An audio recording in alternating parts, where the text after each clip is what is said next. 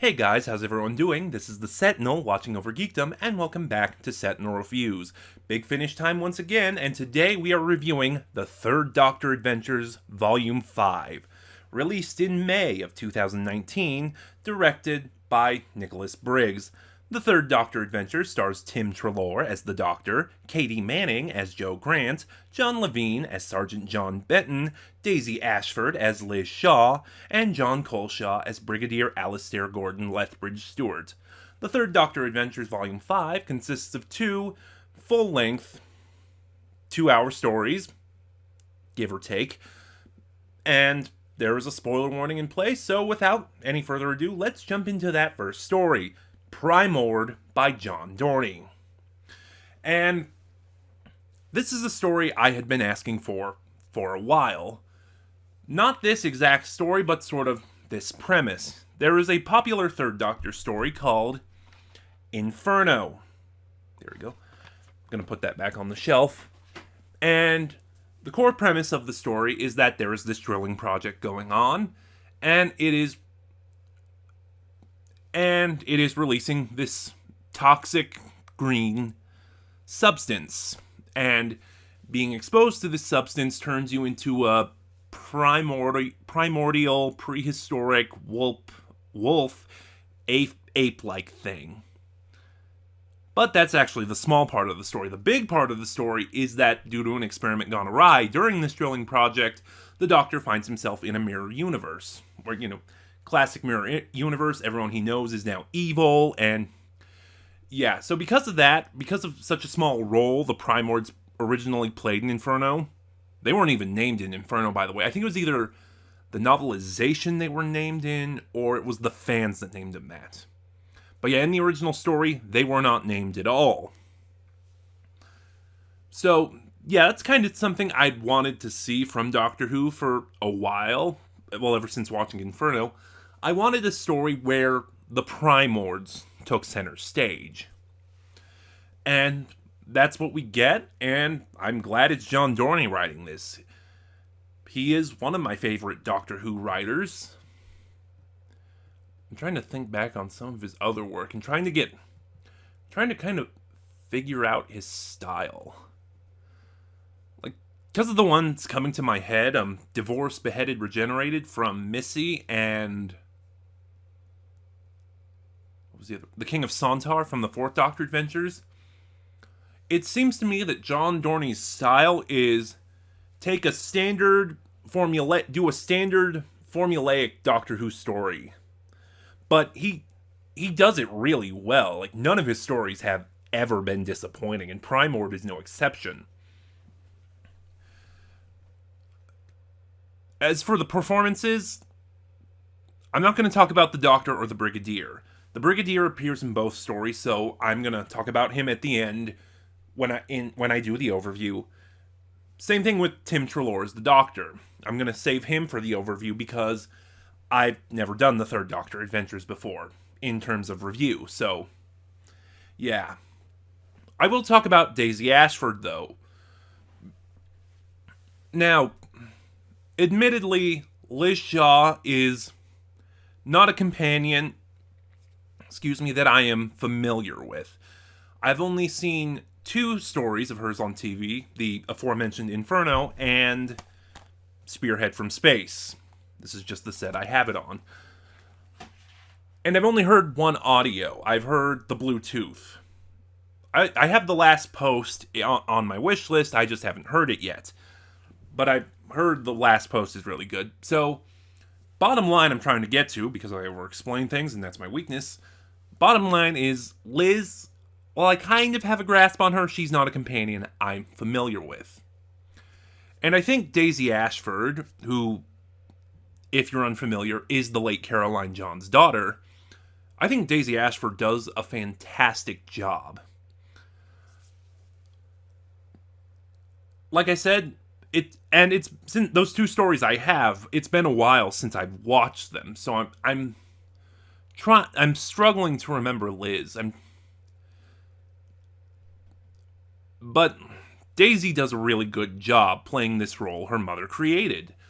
She has that very sort of firm, clipped way of speaking. She's very intelligent, but her responses are always very blunt, short and sweet, and Ashford really captures that wonderfully. I feel like there was more I was trying to get to there. But yeah, what I remember of Liz, what I've seen of Liz, Ashford does a really good job. One of the other things I like about this story is because, the Doctor and the Companion in these stories always separate into the A plot and the B plot. We get a lot of, in the B plot, we get a lot of Jo and the Brigadier, which, thinking on it, I don't think that's a dynamic we've gotten all that much, and I really like this dynamic. I like the play between them, I like their chemistry, but then again, Katie Manning is just, she seems like a really sweet, really fun person, so I imagine she's just one of those people who gets along with everybody. As for the plot, well, like I said, we get a story where the Primords are not a side element of a major story. They are the main story, and it works well enough. I think really the main issue is just the major villain, General Sharp, who is also in a familial connection, played by Michael Troughton, Patrick Troughton's son. And he does a good job with what he's given, but it's just a matter of personal preference. The type of character he plays, I am just not a fan of that character type, It's really over the top. It's never done well. It's very ham-fisted in its execution, and it's just... His performance was okay, but I just found myself so irritated with this character. His lieutenant, though... His lieutenant was a little more interesting as the secondary antagonist. Yeah, I'll call him the secondary antagonist. He's played by... Oh, I'm forgetting the actor's name, but he was... For you First Doctor Adventures fans, he was the Red Samurai in the Barbarians and the Samurai, so... And I really like his voice, but... Yeah, no, the way he's talked about and the way he plays it out, I found that character much more intimidating, much more menacing. And the twist. Okay, like I said, there is a spoiler warning in place, and I feel I cannot talk about this without... I feel I cannot talk about this story without bringing up the spoilers, so last chance. But, no, I'll hold on to that one to the end. Okay, so... The twist. Liz has been hired by this general to work on the Primord virus. As I mentioned, this substance in Inferno, through contact, it mutates you into a Primord. And before the story begins, before Liz has been, with her fiancé, working on this virus. And she's developed such an advanced strain that the more persistent side effects, such as the excessive hair, the green skin, none of that shows up. So, at the beginning of this story, Liz is a and, those exposed to it retain their intelligence. So at the beginning of this story, Liz is a Primord, and she has infected and exposed the Doctor to the Primord virus. And I am just so thankful this story worked as well as it did, and that Daisy's performance was as good as it was, because bringing back a character whose actor had died, or whose original actor had died, and then putting them in this situation where they are effectively a villain. Yes, there are extenuating circumstances, and it's also thankful to John Dorney's... It's also a testament to John Dorney's writing, because I said he is one of my favorite writers. It's just so good this story worked out the way it did, because if this was in the hands of a lesser writer, this could have been disastrously bad. But thankfully, the writing and the performances pull it off. I think really my biggest issue with Primord is the sound designs on the Primords themselves. It never sounds bestial, it never sounds monstrous. It's just, what have you ever tried to call someone and they're outside, and when they pick up the phone it's a windy day outside, so you can hear the wind blowing into the speaker as they try to talk? That's what the Primords sound like. And like I said, I feel the sound design really needed improvements, because it was one of the weaker aspects of this story. And I feel the climax drags on a little long.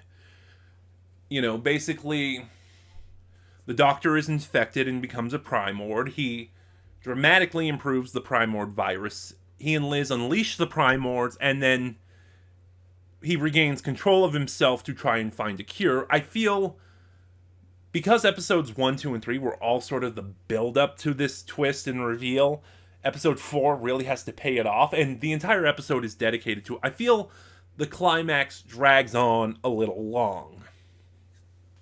It's really well done, though. The action, it's very tense. And yeah, there's actually nothing else I can think of to say about this one. If you're interested in about the Third Doctor Adventures Volume 5, but you're not quite sure, on Big Finish's website, Episode 1 of Primord is free for download as a sample, and I will link it in the description box below. And the second story of Volume 5 is The Scream of Ghosts by Guy Adams. This story sees the Doctor and co. investigate mysterious sounds and signals that are somehow tied into a woman's experiments with cellular technology.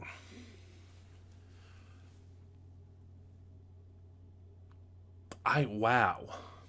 But, despite forgetting where I wanted to go with that, right off the bat, I'm going to talk about this opening scene in two parts, because there's two different things that happen. One is the Earth is about to be invaded by aliens, and they intercept this signal, and they are seemingly destroyed. Which in and of itself would have been an interesting premise, except, at least as far as I recall, they never come back. It makes the scene feel kind of pointless, and I'm trying to remember. Okay, let me do it this way. The main threat of this story is the Vardens. Aliens who are... Oh, wow, there is no easy way to explain that. They can travel along, and they are composed of... Oh, it's so hard. Oh, wow, that is much hard. The Vardens are aliens that can travel along and alter wavelengths, be they sound waves, brain waves, etc. And even though they have a physical form, they can alter it to go along and work with these wavelengths. There is no easy way to explain that. Wow. Anyway, they were the first major threat of a Tom Baker story and Leela's final story on TV called The Invasion of Time. And more recently, from what little research I did, the Vardens showed up in a couple of First Doctor audios, Companion Chronicles, where the Doctor and Steven cross paths with them. So, this story is meant to sort of be a sequel to those First Doctor stories, and it's a prelude to The Invasion of Time. In fact, at the climax of the story, the Vardens say that they want the Doctor's help to invade time itself, which I think is a nod to the story. And so, yeah, these aliens that are attacked by these sound waves in the opening of the story, I think they're supposed to be the Vardens, but it's never really clear. And if if it's not, like I said, it's just completely pointless. After that, though, we get a really great opening scene where the Doctor's doing an experiment on his, speakers, and then the Brigadier comes in, and the Doctor's kind of shrugging him off. The Brigadier's telling him everything that's happening. He's catching him up. There's something he has to go do, and he wants the Doctor to go with him, and the Doctor's just shrugging him off, and and the Doctor's pretty much just yes? Oh yes, thank you, dear boy. And that. And then Jo comes in. And she makes the exact same talking points the Brigadier was making, and the Doctor actually stops what he's doing and responds to her. And that's one of the things I kind of like about the Third Doctor. It's just despite being employed by UNIT, basically, he is his own man. It's like, he's very my way or the highway, and he's very firm in that mindset. And it's a scene that is very evocative of the Third Doctor era. Like, if you haven't heard some of the early Third Doctor Adventures trailers, they always ended with the phrase "Big Finish," recreating an era, and it's scenes like this that really lend credence to that.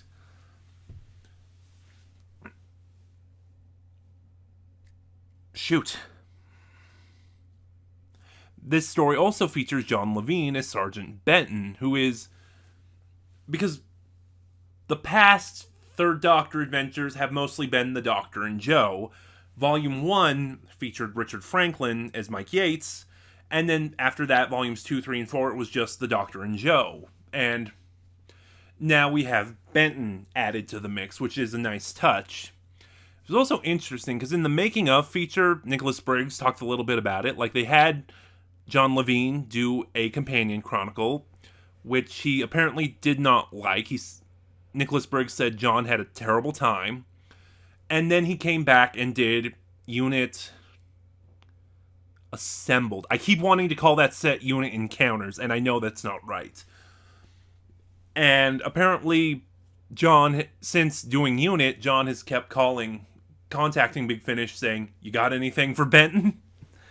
So we finally get a Third Doctor story with Benton, and I'm kind of thankful for it, because this story made me appreciate Benton a little more, because from the Third Doctor era, I'm more...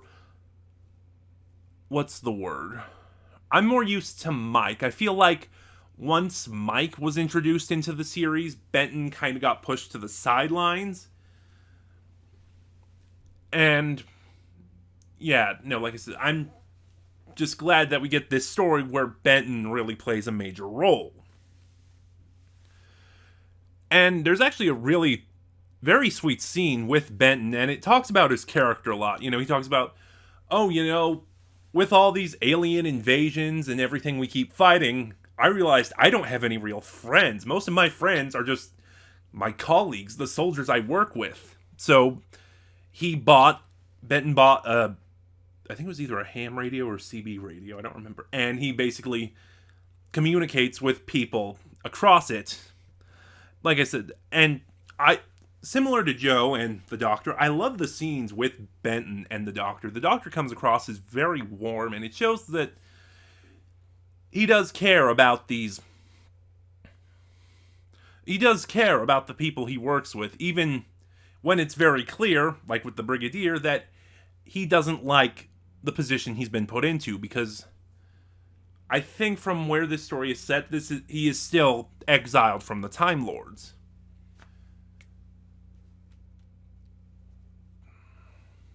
Anyway, and I swear there was something I was getting to with that. It sort of ties into something I'm going to talk about in the overview, but it can wait. So, yeah, while the Doctor... So what happens is the Brigadier is being sent by the United Nations to evaluate this woman's experiments in developing a cellular telephone. And because she has somehow made miraculous strides, and the Brigadier needs to determine whether or not the United Nations can resume their funding of her. And We get a little bit of the Brigadier and Joe, which, like I said, with Primord, is a dynamic, a team-up that I do enjoy and I want more of. And Joey really is the highlight of this story, when they meet this professor who is very abrasive, very standoffish, very snobbish even, to a degree, Joe is just having none of it, and you can tell in the way Katie Manning delivers her lines that Joe is just so close to telling this woman off. And there's other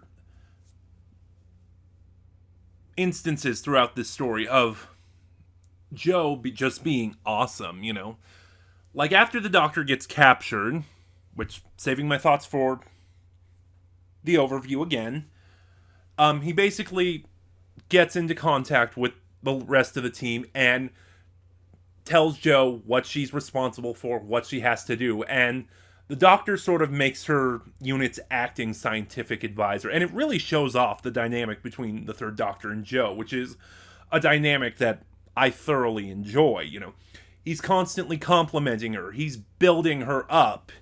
Yes, he has moments where he's frustrated with her, but they never last very long, and he seems to always cool down immediately. And he's very supportive of her, and like I said, it's just one of those dynamics, Doctor-Companion dynamics, that I really love. It ranks really high up with the Sixth Doctor and Evelyn, and what's another one I really like? The Second Doctor and Jamie. There we go. And yeah, as the story goes on, Joe gets more and more of the spotlight. It's essentially, through the Doctor's help, it's her that defeats the Vardens. The side characters are also really great in this story. Like, the Professor's assistant. After the Doctor gets captured, he meets the Professor's assistant, and they're sort of teamed up until the end of the story, and they work well off each other. There was more I had to that. They work well off each other, and no, I guess there wasn't more I had to that. And then there's also another resident of this village where this professor, has set up her lab for her experiments, and he's a musician of sorts.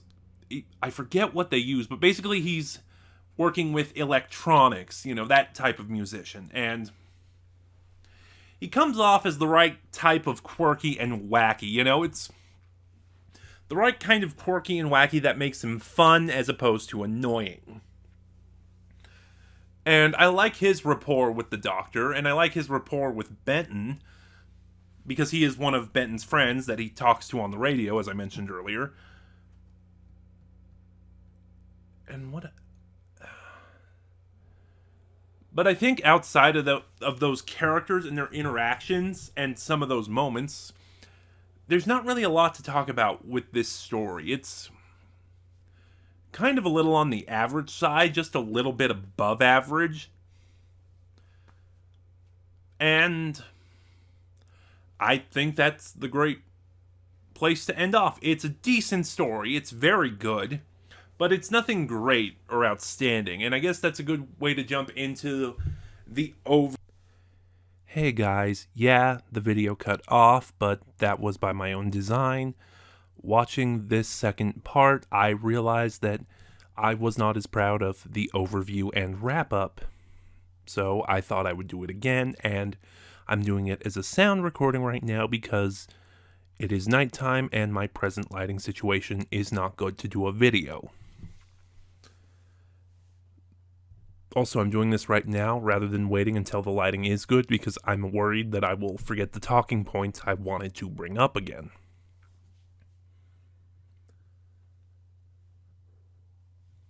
Overall, the Third Doctor Adventures Volume 5 is a very strong set. Now, keep in mind when I talk about the Third Doctor Adventures as a whole, I've only heard Volumes 1, 4, and 5. I still have yet to hear Volumes 2 and Volume 3. Despite the way the quality keeps improving over these releases, I don't think Volume 5 is as good as Volume 4, but I do think Volume 5 is still a very strong set. The music stood out as interesting to me, and I'm someone who is not musically trained, so when I talk about music, it has to stand out as either being really good, really interesting, or really bad.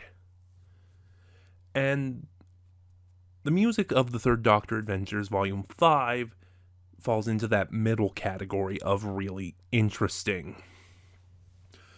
Partially because it is very evocative of the 70s era of Doctor Who, specifically the Pertwee era, but at the same time, every time these musical cues played and these little pieces played, I couldn't help but shake the feeling, this is countermeasures music.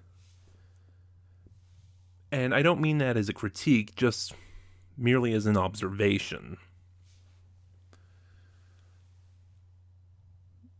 Both stories were strong, but I do have to admit they were kind of samey. And as much as I love the Third Doctor, that is kind of a critique with his era as a whole. It's very samey. You know, what's a good way to explain it? I can't think of a way to describe it other than samey, so I'm gonna try and move on from that point. I'm sorry. But I feel that it was a bit of a misstep having two Earthbound unit stories. Much like the first Doctor Adventures releases, the Third Doctor Adventures always, in the past at least, did two different stories. Whereas the first Doctor Adventures, it was a pure historical and then a sci-fi story. The Third Doctor Adventures, it was always an Earthbound story and a unit story. Wow, I just messed that up.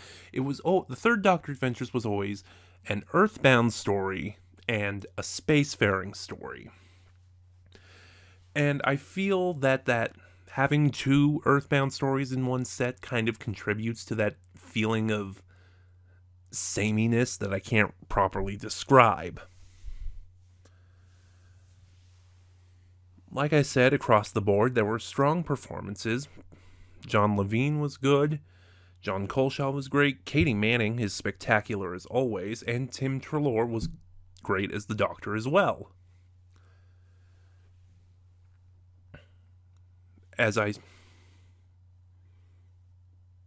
There was a point I wanted to get to before that. Yes, I'm hold off on the performances for just a second. I want to speak again about the sameness. Wow, I need to find a better way to describe that. Anyway, one of the trends I've noticed with the Third Doctor Adventures, and again, have not heard volumes 2 or 3, is that a lot of the stories seem to revolve around the Doctor falling victim to the villains. In The Havoc of Empires, in Volume 1, he is framed for a murder. In Volume 4, The Tyrants of Logic, he is exposed to the cyber gas. Not gonna even bother trying to explain that one.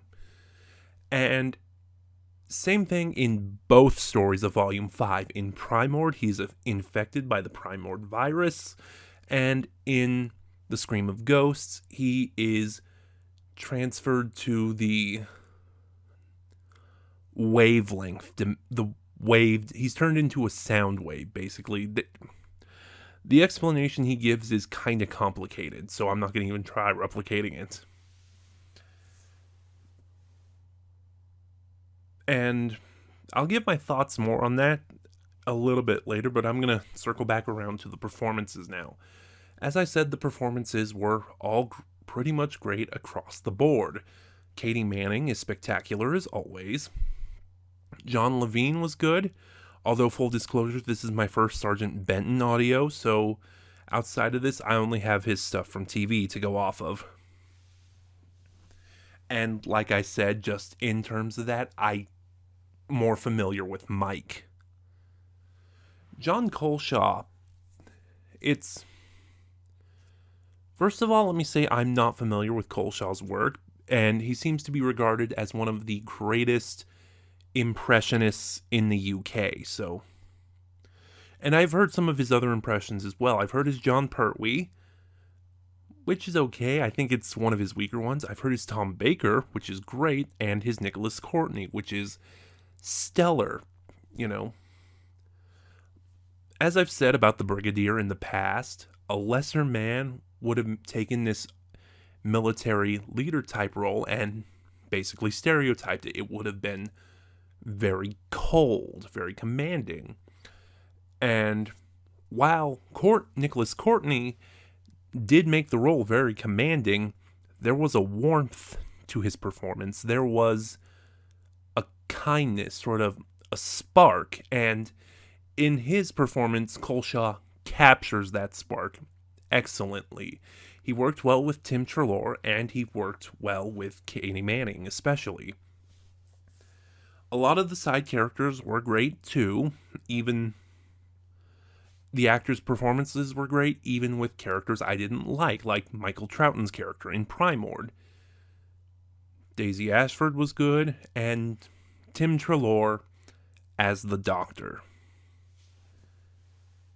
And I'm going to give my thoughts on Tim Treloar here in general, because I've never talked about the Third Doctor Adventures before, at least not to any extent. And I have to admit, well, no, let me start off by saying this. Compared to a lot of the other recasts, you know, William Russell or Peter Purvis as the First Doctor, Fraser Hines as the Second Doctor, or even the First Doctor Adventures, Tim Treloar seems to be the most, I don't want to say controversial, I feel like that's too strong a word, but he seems to be the most divisive of the actors who are playing these recast parts. And I think I understand why, but I could be completely wrong. So I'm going to try and explain it. Keep in mind, I'm not vocally trained, so it may sound like I have absolutely no idea what I'm talking about. But John Pertwee's voice is very deep, for want of a better phrase, of how I'm trying to describe it. It's very gravelly. It's very grounded. You know, it's very low. And Treloar is playing it a little differently. He's playing it very high. His take, I feel, is very breathy. It's very raspy.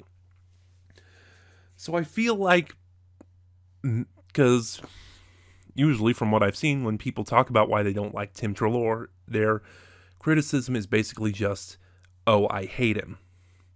So I feel like that's where a lot of the people critiquing Tim Treloar come from, but despite Tim Treloar's take on the Third Doctor, despite his voice coming from a very different place, he still nails it pretty well. You know, he has a lot of the mannerisms, he has a lot of the inflections. The vocal likeness is usually pretty good. And in the making of features, because I listen to those, Katie Manning talks about how she helps him. And I think going through these sets, you know, keeping in mind that I jumped from Volume 1 to Volume 4 and then Volume 5, I do think he continues to improve and be really good. And personally, for my own opinion on this debate, I blanked on the word opinion, I like him. Just plain and simple. He's not perfect, but my reasoning is Katie Manning likes him. In a lot of the making ofs, she talks about how she can close her eyes, and when Tim is speaking, it feels like John is there with her. So, you know, in my mind, hey, the woman who worked with John Pertwee, the woman who probably knows the Third Doctor better than anyone else, likes the guy now playing the Third Doctor. That's good enough for me. But yeah, the Third Doctor, and this was one of the talking points I forgot, along with the music. Because it's samey, I hope that now having the Brigadier and even Liz will help sort of change and evolve the Third Doctor adventures. Like, in the future, I'd like to see Third Doctor Adventures volumes set around season 7. John Pertwee's first season and Liz's only season on TV. Or, set between season 7 and 8. Kind of show Liz leaving. But, bottom line, the Third Doctor Adventures Volume 5 is great. I highly recommend it. And that pretty much wraps up my thought on the Third Doctor Adventures. So join me next time. In June. I don't have any more of a planned date for that for 2 reasons. 1, I don't know when I'll finish listening to it. And 2, besides the month, the release date hasn't been announced yet. So it hasn't been released yet. Anyway, join me in June, whenever that will be. And I may do some projects in between, you never know. But I'm trying to do the recap. So join me in June, when we will be looking at what is my most anticipated release from this year from Big Finish. Ever since I've gotten into Doctor Who, it's a spin-off I have been asking for forever. So join me when we look at Series 1, or rather, as the releases are going to be called, Heritage 1 of the Paternoster Gang. And did you like what you see? Well, or you know what? I think I'll cut back to the video for this part. So these were my thoughts on the Third Doctor Adventures. What did you think? Start a conversation in the comments. Like, comment, subscribe. Click the bell next to subscribe to get notifications when I upload. In the description box below, you will find the link to my Twitter, where you can get updates on me and the channel. You'll find the link to the Third Doctor Adventures Volume 5 on Big Finish's website to buy. As I said, you'll also find the link to Primord Episode 1, which is free to download and listen to. And you will find the link to my Ko-fi, where you can help support the channel and help it grow. This is the Sentinel, watching over geekdom, and I'll see you guys next time.